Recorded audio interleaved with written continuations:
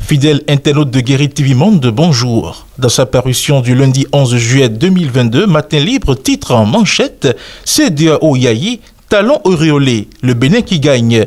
En effet, à la faveur du 61e sommet ordinaire de la conférence des chefs d'État et de gouvernement de la communauté économique des États de l'Afrique de l'Ouest, CEDEAO, tenu le 3 juillet 2022 à Accra, au Ghana, le Bénin a été doublement honoré. L'ancien président Boni Yayi et son successeur Patrice Talon ont été auréolés. Ce lundi, nous sommes au lendemain de la proclamation des résultats du BEPC. Le journal affiche comme titre « Éducation nationale, 66% d'admissibilité au BEPC ». Le Borgou encore en tête, le Koufo deuxième. Les épreuves orales et sportives programmées pour mardi et mercredi prochain.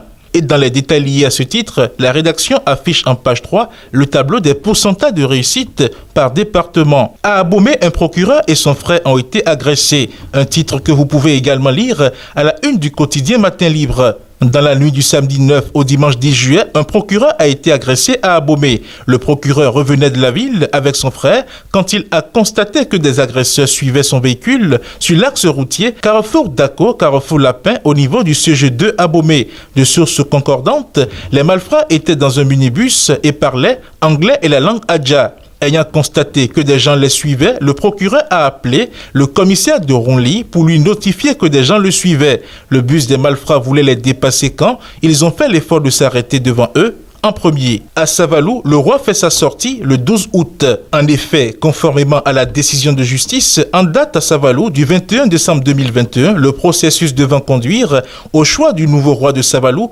relancé le 6 mai 2022 à la mairie de Savalou, tire à sa fin.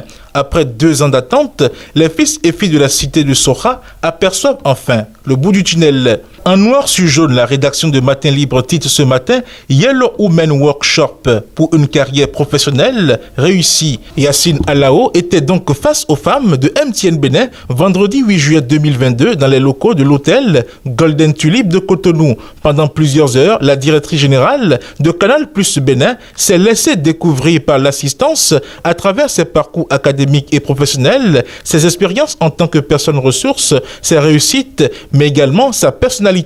C'est une rencontre qui intervient dans le cadre de la 3e édition de Yellow Women Workshop, un programme initié par ce géant opérateur mobile, et ce pour renforcer les capacités à exceller de son personnel féminin.